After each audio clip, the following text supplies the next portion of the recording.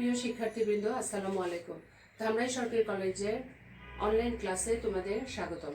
আমি আজকে একাদশ দ্বাদশ শ্রেণীর অর্থনীতি প্রথম পত্রের উপরে একটি ক্লাস দিব। আমাদের আজকের অধ্যায় 3, উৎপাদন, আয় ও ব্যয় তত্ত্ব। এটি এই অধ্যায়ের 10ম ক্লাস। আমাদের আজকের বিষয়বস্তু গড় ব্যয়, গড় স্থির ব্যয় ও গড় পরিবর্তনশীল ব্যয়ের ধারণা দাও। আমরা প্রথমেই পড়ব গড় ব্যয় কাকে বলে। গড় ব্যয়কে আমরা বলি এভারেজ কস্ট। গড় ব্যয় এর সংক্ষিপ্ত রূপ হচ্ছে এসি বা এভারেজ কস্ট। কোন দ্রব্য উৎপাদনে একক প্রতি যে ব্যয় হয় তাকেই বলা হয় গড় ব্যয়। আমরা সাধারণত মোট ব্যয়কে উৎপাদনের পরিমাণ দ্বারা ভাগ করলে গড় ব্যয় পাই। অর্থাৎ গড় ব্যয়ের সূত্র বা ফর্মুলা হচ্ছে এসি সমান হলো টিসি ডিভাইডেড কিউ। এখানে টিসি হচ্ছে মোট ব্যয়, ডিভাইডেড কিউ হচ্ছে উৎপাদনের পরিমাণ। আমরা একটা উদাহরণ দিতে পারি। একটি পোশাক উৎপাদনকারী প্রতিষ্ঠান যদি 5টি শার্ট তৈরি করতে খরচ করে 500 টাকা, তাহলে একক প্রতি ব্যয় অর্থাৎ একটি শার্ট তৈরি করতে তার খরচ যত হবে সেটি হবে তার গড় ব্যয়। 5টি শার্ট তৈরি করতে হচ্ছে 500 টাকা, অতএব আমরা বলতে পারি একটি শার্ট তৈরি করতে খরচ হবে 500 ডিভাইডেড 5 সমান হচ্ছে 100 টাকা। এটি হচ্ছে গড় ব্যয় এবং এটাকে আমরা সূত্রের সাহায্যেও বের করতে পারতাম। এসি সমান হচ্ছে মোট খরচ হচ্ছে 500 ডিভাইডেড পরিমাণ হচ্ছে 5টি শার্ট, 5 উৎপাদনের পরিমাণ হচ্ছে 5, কাজেই আমাদের গড় ব্যয় হচ্ছে 100। এখন আমরা জানি গড় ব্যয়ের দুইটি অংশ আছে এবং এটি অবশ্যই স্বল্পকালে গড় ব্যয়ের দুটি অংশ আছে। অর্থাৎ গড় ব্যয়ের সমীকরণকে আমরা আরেকভাবে লিখতে পারি। এসি সমান হচ্ছে গড় স্থির ব্যয় যোগ গড় পরিবর্তনশীল ব্যয়। এভারেজ ফিক্সড কস্ট এবং এভারেজ ভেরিয়েবল কস্ট বা পরিবর্তনশীল ব্যয়, এই দুই ব্যয়ের সমষ্টি মিলে আমরা গড় ব্যয় পেতে পারি। এখন আমরা ফার্স্টে এএফসি বা এভারেজ ফিক্সড কস্ট কাকে বলে আমরা সেটি পড়ব এবং এর চিত্র আঁকবো এবং একটি সারণী থেকে চিত্রটা আমরা আঁকবো। প্রথমেই আমরা সংজ্ঞা বলবো। গড় স্থির ব্যয় কাকে বলে? ফার্মের মোট স্থির ব্যয়কে উৎপাদনের পরিমাণ দ্বারা ভাগ করলে গড় স্থির ব্যয় পাওয়া যায়। অর্থাৎ গড় স্থির ব্যয়ের সংজ্ঞা হবে মোট স্থির ব্যয় ডিভাইডেড উৎপাদনের পরিমাণ। আমরা জানি মোট স্থির ব্যয় সবসময় কি থাকে? মোট স্থির ব্যয় সবসময় স্থির থাকে। অর্থাৎ উৎপাদনের পরিমাণ শূন্য হলেও মোট স্থির ব্যয় থাকবে এবং এর ফলে উৎপাদনের পরিমাণ শূন্য হলে গড় স্থির ব্যয় অসীম হবে। আবার উৎপাদন পরিমাণ বাড়ার সাথে সাথে গড় স্থির ব্যয় ক্রমশ কমতে থাকে। তবে উৎপাদনের পরিমাণ যতই বাড়ুক না কেন কোনো অবস্থাতেই তা শূন্য হবে না। অর্থাৎ গড় স্থির ব্যয় কখনোই শূন্য হবে না। আমরা এখন একটি চার্টের সাহায্যে গড় স্থির ব্যয় দেখাতে পারি এবং সেই চার্ট থেকে আমরা গড় স্থির ব্যয় রেখাটি আমরা আঁকব। প্রথমে একটি তালিকা বা চার্ট বা সূচি আমরা নিব। যে কোনো রেখা আঁকার সময় আমাদের অবশ্যই একটি তালিকা নিতে হয়। অর্থনীতিতে আমরা এই তালিকাগুলো আমরা নিজেরা আমাদের তৈরি করতে হবে এবং সুবিধাজনক সংখ্যা দিয়ে আমরা তৈরি করব এবং যে সংখ্যাগুলি আমাদের জন্য সহজ মনে হয় সেই সংখ্যাগুলি আমরা ইউজ করব। আমরা এখন একটি তালিকা তৈরি করব। প্রথমে হচ্ছে উৎপাদনের পরিমাণ আমরা কিউ লিখব তালিকাতে। উৎপাদনের পরিমাণ যদি 0 থেকে 1 একক, 2, 3, 4, 5 একক পর্যন্ত আমরা উৎপাদন যদি হয়, তাহলে আমাদের খরচটা এখানে কেমন হবে?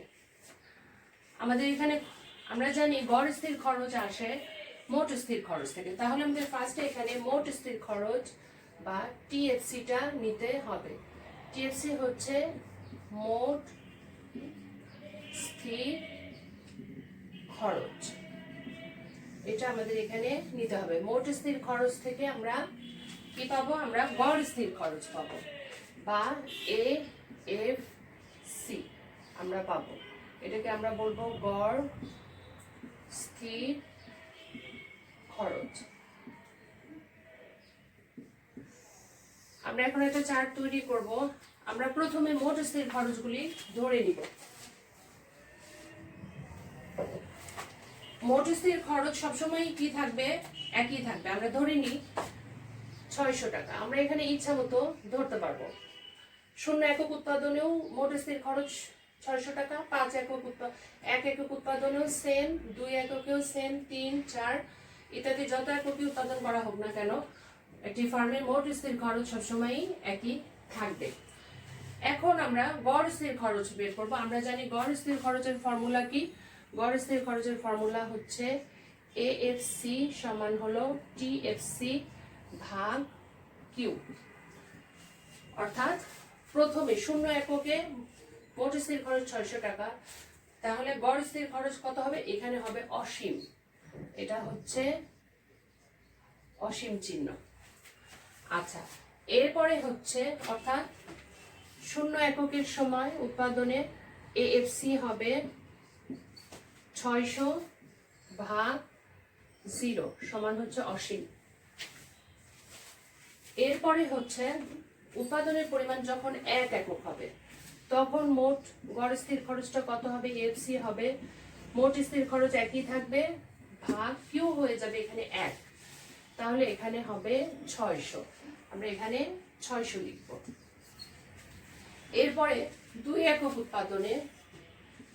উৎপাদনে গড় স্থির খরচটা হবে 600 ভাগ 2 সমান হচ্ছে 300। এইভাবে আমরা 3, 4, 5 এককের মানটাও আমরা বের করতে পারবো এবং সেই মানগুলি হবে 200, 150, 120। 600 পরে হবে 300, এরপরে হচ্ছে 200, 150 এবং 120। এখন আমরা এই তালিকার বর্ণনা, আমরা এই তালিকা পেয়ে গেলাম। তালিকাতে দেখা যাচ্ছে কি উৎপাদনের পরিমাণ যখন বাড়ানো হচ্ছে 0 থেকে 1, 2, 3, 4, 5 একক বাড়ানো হচ্ছে তখন মোট স্থির খরচ সবসময় একই থাকছে, কিন্তু গড় স্থির খরচ আমাদের বেড়ে যাচ্ছে। অর্থাৎ 0 এককে উৎপাদনে গড় স্থির খরচ অসীম, 1 একক উৎপাদনে গড় স্থির খরচ 600, 2 একক 300। এইভাবে আমরা একটি তালিকা তৈরি করলাম। এরপরে আমরা একটি চিত্র আঁকবো। গড় স্থির খরচের আমরা চিত্র আঁকবো। আমরা তালিকা থেকেই চিত্রটা অঙ্কন করব। আমরা চিত্রে সবসময় খেয়াল করব ভূমি অক্ষে কি থাকবে এবং উল্লম্ব অক্ষে কি থাকবে। ও এক্স হচ্ছে ভূমি অক্ষে থাকবে হচ্ছে উৎপাদনের পরিমাণ এবং উল্লম্ব অক্ষ হচ্ছে ও ওয়াই। এখানে থাকবে হলো যত রকমের খরচ আছে। এখানে আমরা এক রকমের খরচ দেখাবো, সেটা হচ্ছে এএফসি। আমরা যেহেতু গড় স্থির খরচ রেখাটাই আঁকছি, অর্থাৎ আমরা কিউ ইউজ করবো আর হচ্ছে এএফসি। এই দুইটা কলাম আমরা ব্যবহার করে এএফসি রেখাটা আমরা আঁকবো।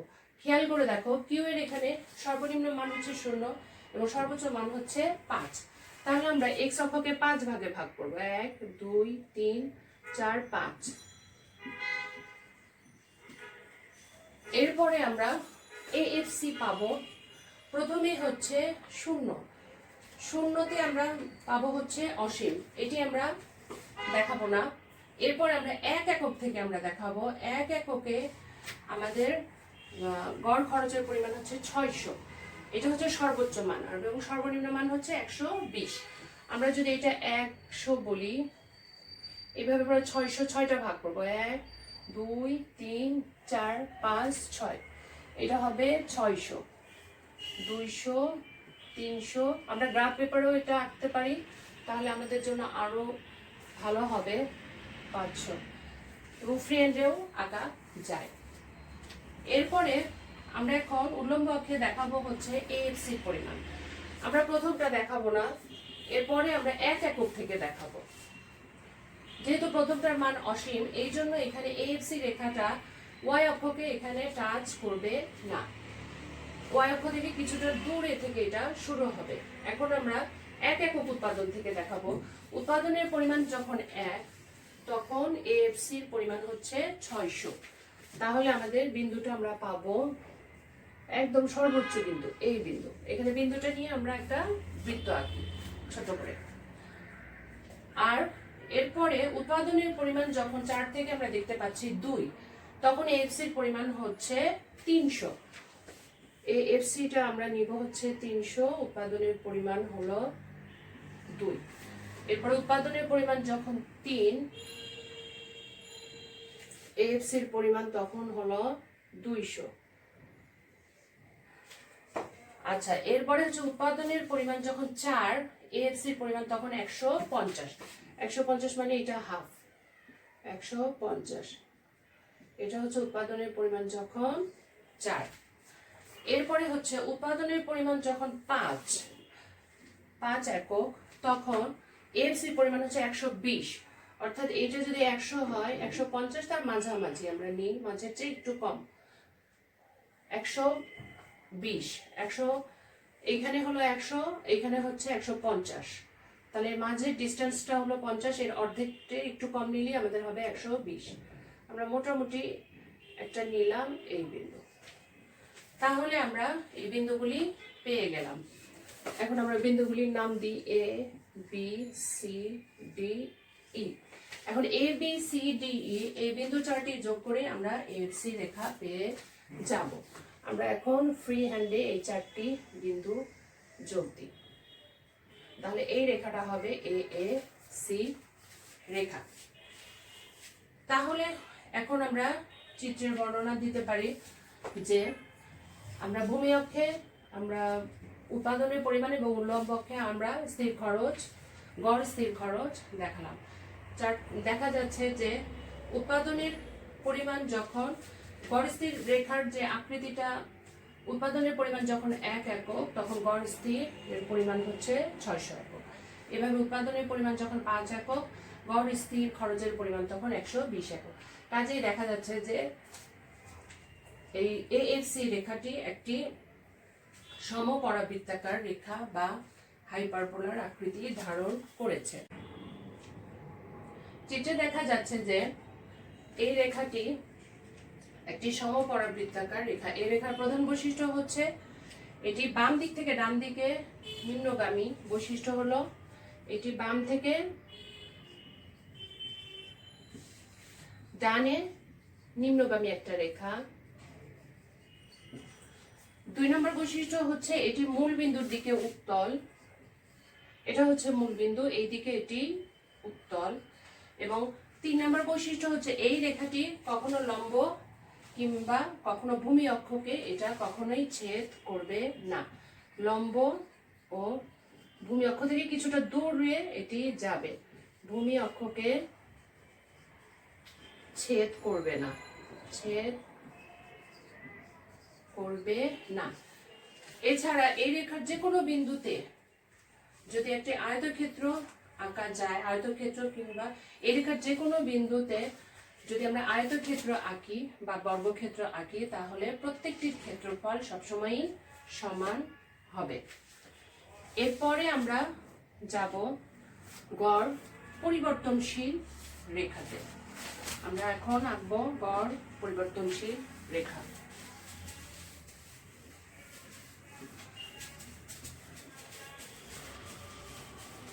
গড় প্রথমেই আমরা সংজ্ঞা করব। গড় পরিবর্তনশীল রেখা বা ABC কাকে বলে? ফার্মের মোট পরিবর্তনশীল ব্যয়কে যদি উৎপাদনের পরিমাণ দ্বারা ভাগ করা হয়, তাহলে গড় পরিবর্তনশীল রেখা গড় পরিবর্তনশীল ব্যয় পাওয়া যাবে। অর্থাৎ TVC কে যদি উৎপাদনের পরিমাণ দ্বারা আমরা ভাগ করি, তাহলে আমরা পাবো গড় পরিবর্তনশীল ব্যয়।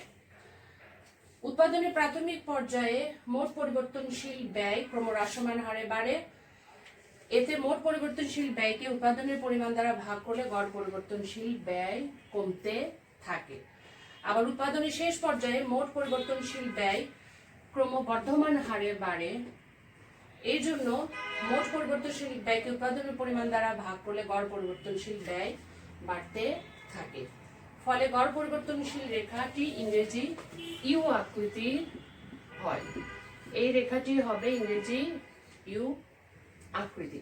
আমরা এখন একটি গড় পরিবর্তনশীল রেখা আঁকবো এবং তার আগে আমরা একটি তালিকা বা সূচি বা চার্ট আমরা তৈরি করব।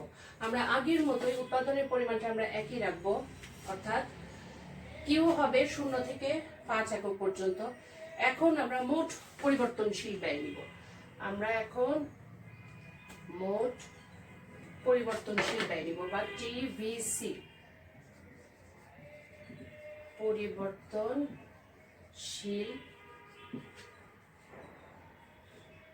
ব্যয়। আমরা মোট পরিবর্তনশীল ব্যয় নিব এবং সেখান থেকে আমরা গড় পরিবর্তনশীল ব্যয় বা খরচ আমরা বের করব। এভিসি হচ্ছে গড় পরিবর্তনশীল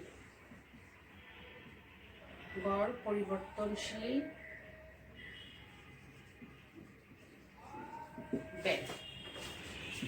আমরা এখন 5 একক পর্যন্ত উৎপাদন নিয়েছি, আমাদের এখন খরচটা আমরা ধরে নেব। এটিও আমাদের ধরে নিতে হবে এবং আমরা সবচেয়ে সহজ সংখ্যাটি ধরবো। যেমন আমরা এখানে আমরা শূন্যটা কাউন্ট করব না, আমরা 1 একক থেকে নিব। 1 একক উৎপাদনে মোট পরিবর্তনশীল ব্যয় যদি হয় 200 টাকা এবং মোট পরিবর্তনশীল ব্যয় এবং উৎপাদনের মধ্যে সম্পর্ক হচ্ছে সরাসরি, অর্থাৎ মোট উৎপাদনের পরিমাণ বাড়বে, মোট পরিবর্তনশীল ব্যয়ের পরিমাণও বাড়বে। 1 এককে হচ্ছে 200 টাকা, এরপর আমরা ধরবো হচ্ছে 300 টাকা। এই চার্টগুলি আমাদের সরাসরি মুখস্থ করতে হবে। যে কোনো একটা সহজ চার্ট আমরা মুখস্থ করে ফেলবো। 300, তাহলে আমাদের চিত্র আঁকতে সুবিধা হবে। 375 টাকা। এরপরে 4 একক উৎপাদনে মোট পরিবর্তনশীল ব্যয় আরো বেড়ে যাবে 600 টাকা। তারপরে 5 একক উৎপাদনে হচ্ছে 1000 টাকা। এটি আমি কত ধরবো এটা হচ্ছে আমাদের ব্যাপার, স্টুডেন্টের ব্যাপার। তবে আমরা যে কোনো একটা বই দেখে মোটামুটি সহজ একটা সংখ্যা আমরা ধরবো। আমরা এলোমেলো ভাবে ধরলে চিত্র আঁকতে আমাদের কষ্ট হবে, আঁকা যাবে কিন্তু কষ্ট হবে। এখন আমরা সমীকরণ থেকে আমরা এখানে গড় পরিবর্তনশীল ব্যয়টা বের করে ফেলবো। 1 একক উৎপাদনের ক্ষেত্রে গড় পরিবর্তনশীল ব্যয় হবে, 1 একক উৎপাদনের ক্ষেত্রে এভিসিটা কত হবে? TVC divided Q. এখানে টিভিসি হচ্ছে 200, কিউ হচ্ছে 1, কাজে 200 ভাগ 1 সমান হচ্ছে 200 টাকাই হবে। তাহলে আমরা এখানে লিখব, এগুলি সব হচ্ছে টাকা আর এটা হলো একক। আমাদের একক সবসময় লিখতে হবে 200 টাকা। এইভাবে আমরা 5 একক পর্যন্ত বের করব। 2 একক উৎপাদনে আমাদের এভিসি এর পরিমাণটা কত হবে? আমাদের মোট পরিবর্তনশীল খরচ হচ্ছে 300 ডিভাইডেড উৎপাদনের পরিমাণ 2, তার মানে 150 টাকা। এইভাবে দেখা যাবে যে আমরা বের করে ফেলবো 3, 4, 5 সবেরই আমরা ভাগ দিয়ে বের করব। তাহলে দেখা যাবে আমাদের পরিমাণটা হবে 200, 150, 125 টাকা, এরপরে আবার 150 এবং 200 টাকা। 200 টাকা। আমরা একটা চার্ট বা তালিকা আমরা তৈরি করলাম। তালিকা থেকে দেখা যাচ্ছে যে উৎপাদনের বিভিন্ন পরিমাণের সাথে সম্পর্কিত গড় পরিবর্তনশীল খরচ প্রথমে কি হচ্ছে, গড় পরিবর্তনশীল খরচ প্রথমে কমছে, তারপরে আবার একটা সময় পরে এটা বেড়ে যাচ্ছে। এখন আমরা যদি চিত্র আঁকতে যাই গড় পরিবর্তনশীল খরচের, তাহলে আমরা এই তালিকা থেকেই আসলে একটি চিত্র আমরা আঁকতে পারবো। এখন একটা গড় পরিবর্তনশীল খরচের চিত্র আমরা আঁকবো। প্রথমেই আমরা OX অক্ষ নিব এবং OY অক্ষ নিব। আমাদের উৎপাদনের পরিমাণ 1 থেকে 5, তার মানে আমাদের OX অক্ষকে আমরা 5টি ভাগে ভাগ করব। 1, 2, 3, 4, 5। 5টি সমান অংশে ভাগ করব। 3, 4, 5। আমরা গ্রাফ পেপার যদি ইউজ করি তাহলে আমাদের জন্য আরো সহজ হবে। গ্রাফ পেপারে 5 একক ঘরকে আমরা 1 একক ধরব। অথবা 10 একক ঘরকেও আমরা ধরতে পারি। সাধারণত আমরা 5 একক ঘরকে 1 একক ধরি, অথবা 2 একক ঘরকেও আমরা 1 একক ধরি যদি সংখ্যার পরিমাণটা অনেক বেশি হয়। আচ্ছা, এরপরে আমরা উল্লম্ব, এখন আমরা চিত্র আঁকার সময় আমরা মাত্র এই দুইটি কলাম ইউজ করব, কিউ এবং এভিসি, এই দুটি কলাম আমরা ইউজ করবো। যেহেতু আমরা এখানে এভিসি রেখাটা আঁকবো, যে রেখাটা আঁকবো আমরা সেই রেখা ব্যয় রেখাটা আমাদের উল্লম্ব অক্ষে থাকবে এবং উৎপাদনের পরিমাণ আমাদের ভূমি অক্ষে থাকবে। এই দুইটি চলক আমরা ব্যবহার করব। এখন খেয়াল করে দেখো, গড় পরিবর্তনশীলের সর্বোচ্চ মান কত? সর্বোচ্চ মান হচ্ছে 200 এবং সর্বনিম্ন মান হলো 125। তাহলে আমরা এখানে 2 ভাগে ভাগ করলেই হবে, 100 200। এখন আমরা দেখো বিন্দু, এখানে আমরা 5টা বিন্দু পাবো, 1 থেকে 5টা। প্রথমে হচ্ছে খেয়াল করো, যখন উৎপাদনের পরিমাণে 1 একক তখন গড় খরচ হচ্ছে 200 একক, অর্থাৎ আমরা 200 আর এদিকে উৎপাদনের পরিমাণ আমাদের 1 একক, এই বিন্দুটা আমরা গুণ করব। এরপরে উৎপাদনের পরিমাণ যখন 2 একক তখন আমাদের গড় খরচ হচ্ছে 150। 150 মানে ঠিক মাঝখানে, 100 আর 200 মাঝখানে হলো 150। এটা আমরা পাবো উৎপাদনের পরিমাণ যখন 2 একক। আমরা আরেকটা বিন্দু পেয়ে গেলাম, উৎপাদনের পরিমাণ যখন 3, গড় খরচের পরিমাণ তখন 125। 125 হচ্ছে 100 থেকে 150 এর ঠিক মাঝখানে, এটা হচ্ছে আসবে হলো উৎপাদনের পরিমাণ যখন 3। আমরা আরেকটা বিন্দু পেয়ে গেলাম। এরপরে উৎপাদনের পরিমাণ যখন 4, গড় খরচ তখন 150। আমরা আবার 150-এ যাব, উৎপাদনের পরিমাণ যখন 4। এরপর উৎপাদনের পরিমাণ যখন 5, গড় খরচ তখন 200, অর্থাৎ আমরা এই 200-তে একটা বিন্দু পেয়ে গেলাম। এখন আমাদের আগে থেকেই আমরা জানি যে গড় খরচ রেখার আকৃতিটা কি আকৃতি? ইউ আকৃতি। এইবারে আমরা মুক্ত হস্তে ইউ আকৃতির একটি রেখা আঁকবো। আমরা বিন্দুগুলির নাম দিই এ, বি, সি, ডি, ই। এখন এ, বি, সি, ডি, ই এই 3টি বিন্দুকে যোগ করলে এইখানে আমরা নিচের বিন্দুটাতে আমরা ইউ আকৃতিটা আমরা আগে করে নিব, অর্থাৎ এখানে স্পর্শ করব, করে আমরা এইদিকে একটা রেখা আঁকবো এবং এইখান থেকে আমরা আরেকটা রেখা আমরা এর সাথে যোগ করে দেবো, অনেকটা ইউ আকৃতি হবে।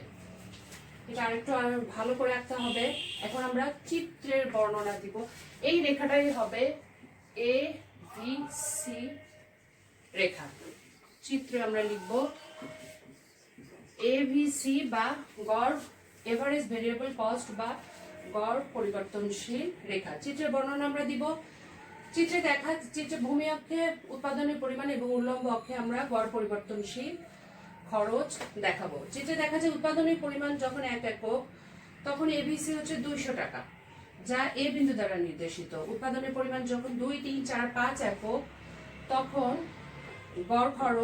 গড় পরিবর্তনশীল খরচ 150, 115, 125, 150 এবং 200 টাকা হয়, যা যথাক্রমে A B C D E বিন্দু দ্বারা নির্দেশিত। এখন এই 5টি বিন্দু A B C D E বিন্দু যোগ করলে আমরা একটি ইউ আকৃতি রেখা পাবো। এই রেখাটি হবে গড় পরিবর্তনশীল রেখা। শিক্ষার্থীবৃন্দ, এতক্ষণ আমরা শিখলাম গড় খরচ, গড় স্থির খরচ এবং গড় পরিবর্তনশীল খরচ কাকে বলে। আশা করি ক্লাসটি তোমাদের ভালো লেগেছে। তোমাদের সকলের উজ্জ্বল ভবিষ্যৎ কামনা করে আজকের মতো এখানেই শেষ করছি। আল্লাহ হাফেজ।